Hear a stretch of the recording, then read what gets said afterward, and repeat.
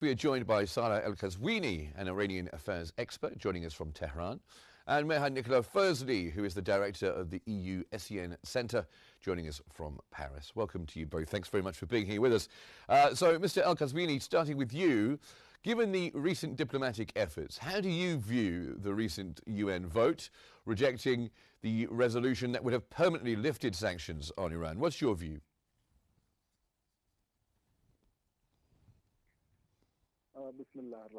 In the name of Allah, the most compassionate, the most merciful, greetings to you and to your audience. It's very strange that during all these years, no, not Europe or UN General Secretary didn't engage in this agreement in the last month of ending this agreement that was supposed to expire in the upcoming days. We see that they activate the mechanism of snapback against Iran and regaining sanctions on it. This step indicates that whether Europeans or Americans, they want that to remain Iran undermined and prisoner of sanctions and didn't be free of their grasp and their control, and they do whatever they want with it. Unfortunately, now in the time we see the genocide persists in Gaza, killings, destruction persist. We see the UN's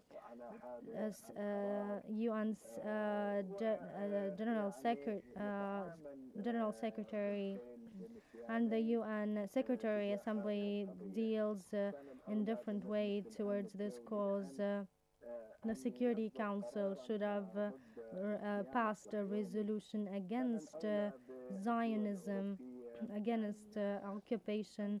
European countries should have passed decisions to impose to Israel to put an end to this genocide, but unfortunately we see they dealt with Iran that has always been complying to the agreement. They dealt with it in this way.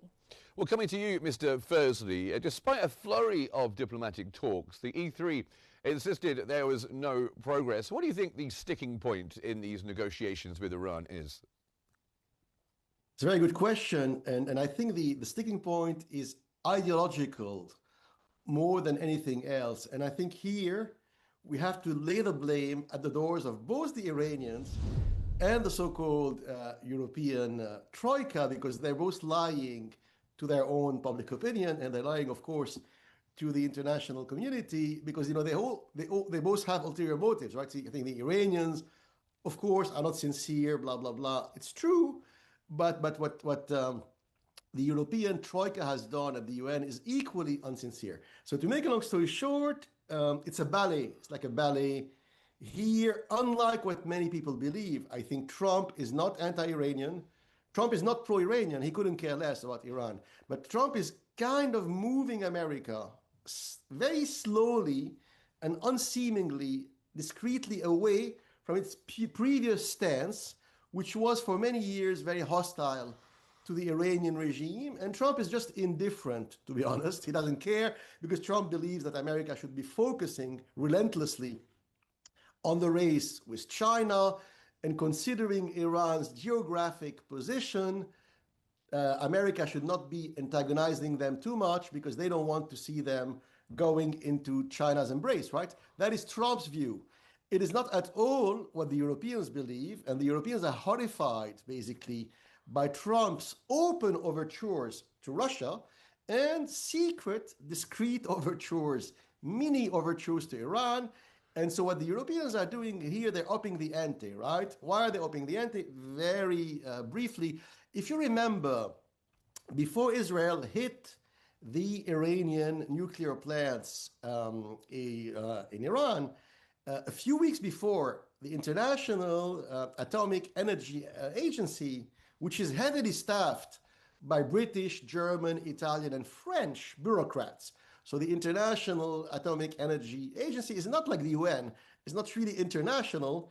It's 70 or 80% of the upper echelons of the agency are from Western Europe, which is a political geographic bias. But anyway, a few weeks before Israel hit Iran, the International Atomic Energy Agency, they published a very tepid, I would say hypocritical report, which was full of small critiques of what Iran was doing in its nuclear power plants, blah, blah, blah, hinting or inferring in a very hypocritical way, the wording was very ambiguous by design, that maybe the Iranians were enriching a little too much, and maybe 55 or 60% was potentially dangerous 20 years down the road. Very weird wording. And of course, the Israelis seized that international atomic energy wording as a pretext to bomb the Iranians, right? With whom I have no sympathy, but I'm trying to be fair here. So to make a long story short, the Europeans today are upping the ante.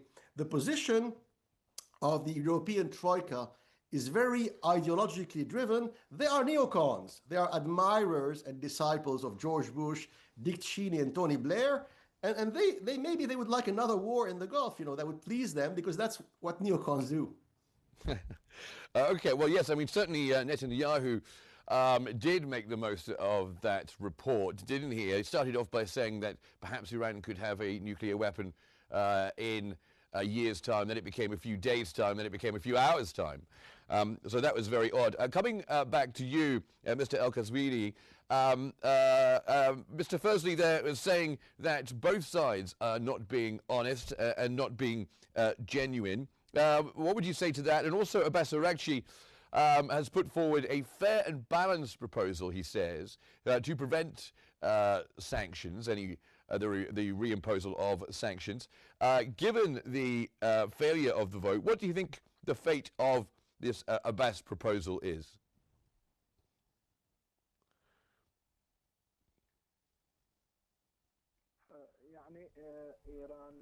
Iran showed great flexibility towards E3 and international community when also they passed the parliament decisions. That the Iranian parliament issued a resolution to non-negotiation of the IAEA. Therefore, despite that, Iran overrided this resolution to show its flexibility. It was very flexibility in negotiations, diplomatically and politically with this in this matter. But unfortunately, the other side that closed the door of diplomacy negotiations permanently, which indicates that the other party of E3 or even the USA, they are heading towards escalation and creating issues and crises and escalating the issues in the region. Iran will not stay silent. Reimposing sanctions means that means that making steps that are in conflict of Iran's interest, and therefore Iran will not be silent. If any country stopped any ships from going to Iran or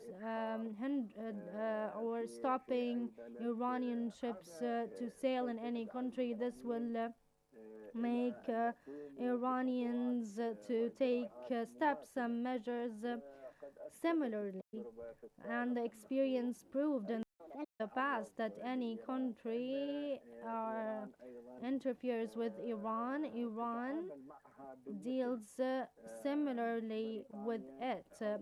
With Britain stopped Iranians' ships, also Iran stopped British ships. Same applies to the US. So any country tries to assault Iran and implements sanctions, regained sanctions by Security Council, so Iran will also respond similarly.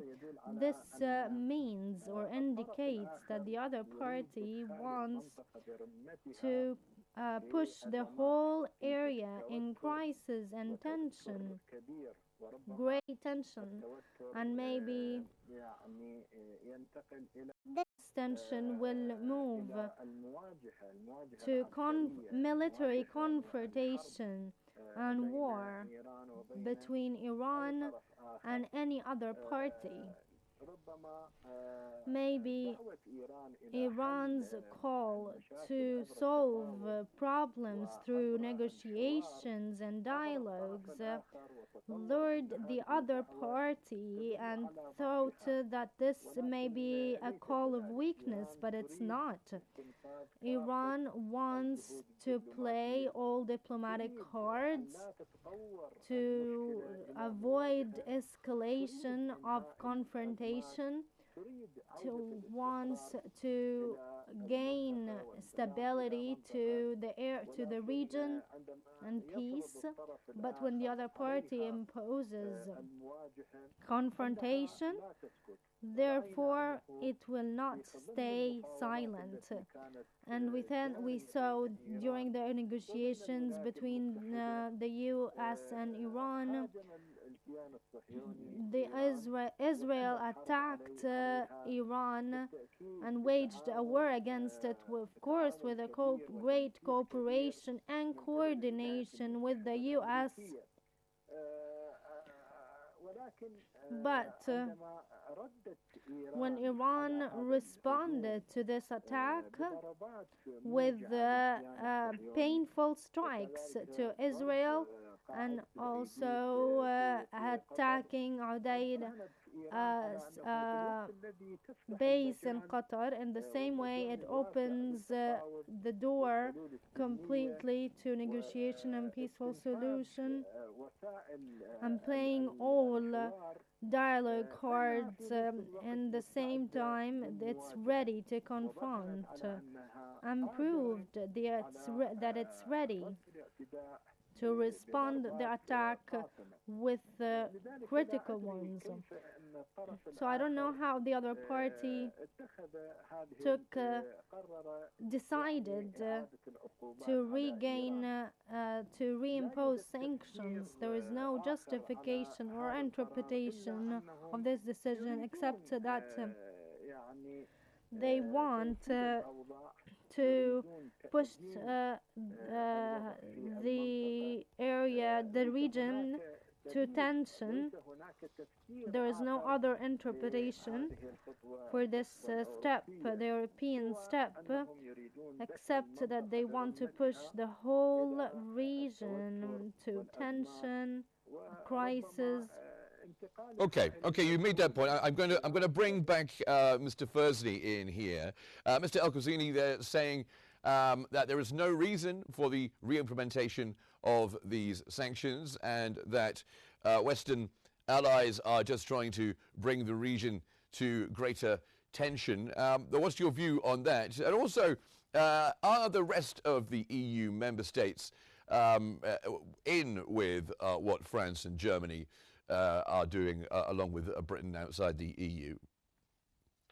I'll start with the second question. I think most European member states are quite indifferent, at least at public opinion level. They couldn't care less. Now, of course, when it comes to governments, it's a different story. So you have what you may want to call the NATOist, or the very pro-NATO governments.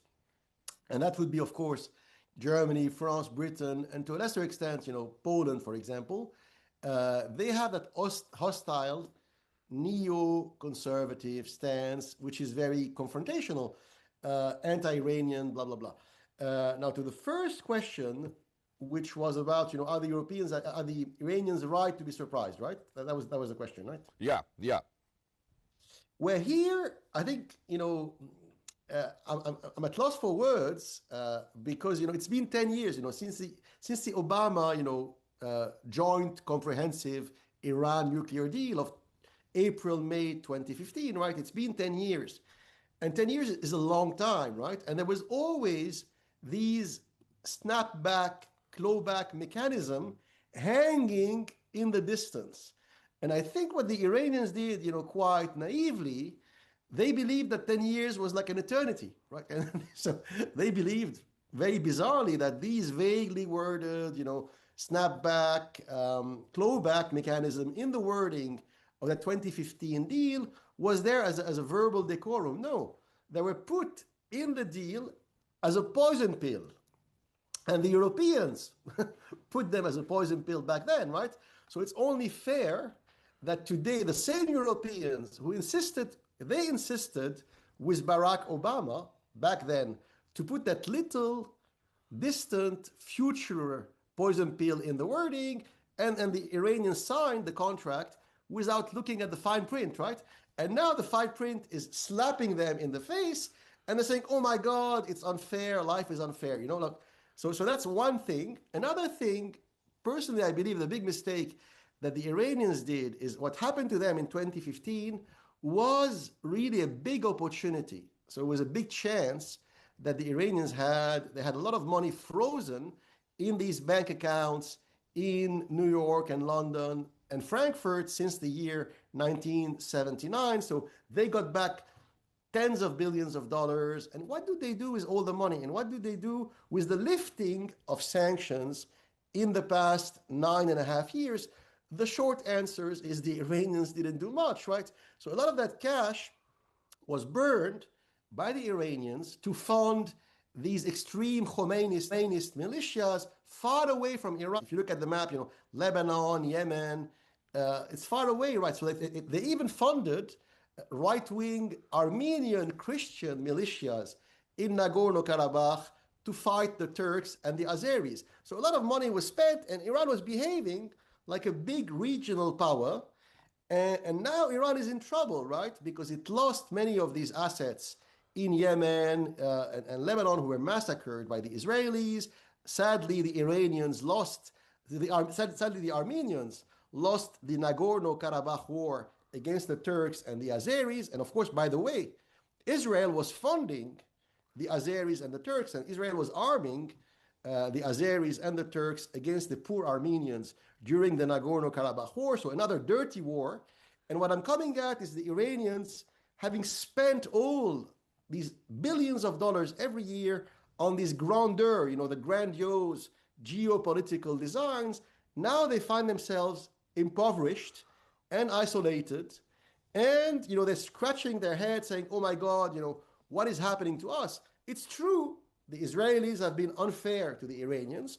It's true, the European Troika has been very unfair and hypocritical in its dealing with Iran, yes, but the Iranians themselves, they share half the blame. Okay, well, let's get the view of Mr. Al-Qazwini on that one.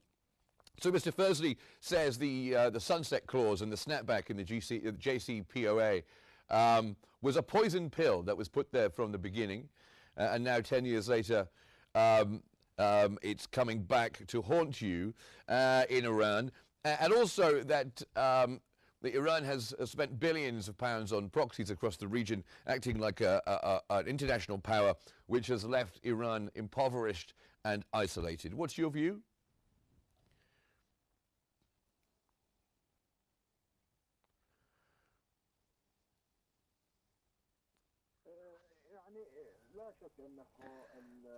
It's undeniable that what your guest said, that some Iranians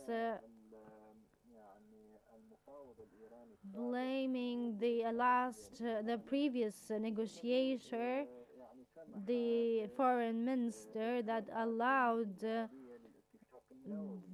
to involve this mechanism for nuclear agreement. But when it comes to Iranians, allies, and friends, we have seen the war and the Israel aggression against Iran.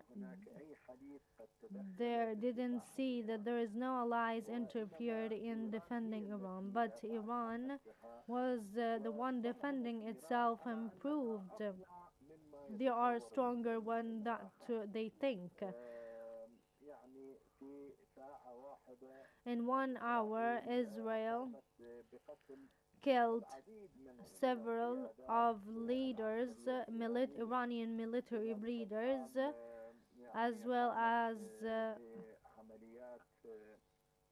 conducting operations, turned off radars and destroying the Iranian defense system, air system,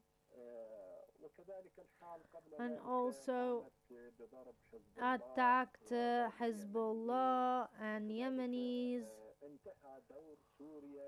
and the Syrian role has ended in the area. And despite all of these losses and painful hits to Iran, but what happened after that? In exchange, what happened is that despite all of these hits Iran got, but hours after the Israeli attack, an Israeli strike, Iran doubled the strike, which pushed Israel and the US to stop the war and request ceasefire if the other party was able to destroy Iran. And this was their plan. The other party wanted to make the system upside down. All the indicators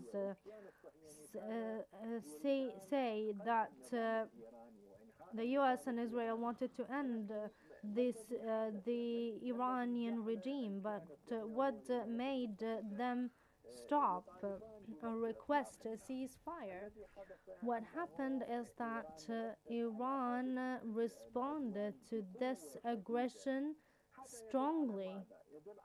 This indicates that Iran can respond and defend itself without the need of their friends or allies.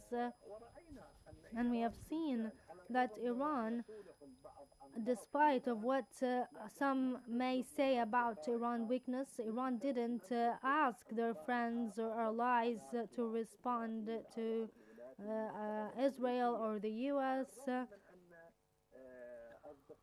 Despite that Iran's friends are able to respond to the US, but Iran didn't ask. This is a proof that Iran is able to defend itself and able to confront the aggression strongly without the need to its allies or friends.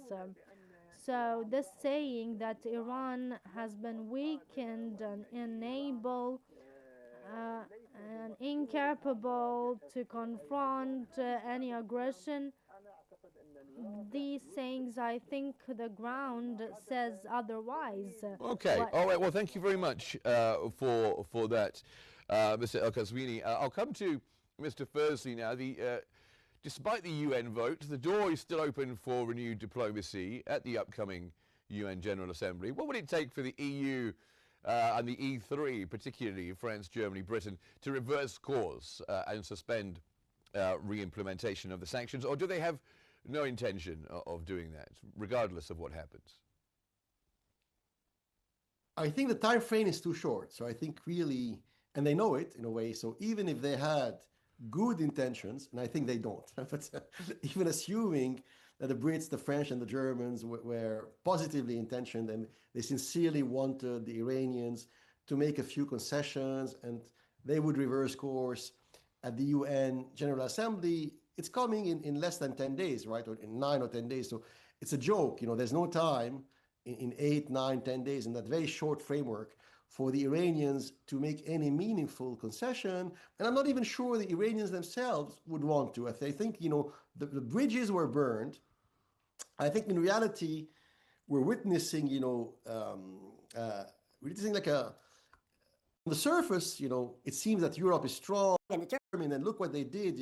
It only took, the meeting of the British, the French, and the German ambassadors in New York 3 days ago to turn the table in the Arabian Gulf. This is the official narrative. Of course, it's a lie, and they're declining rapidly. So all these Western European countries are declining rapidly because their economies are declining rapidly, to be honest.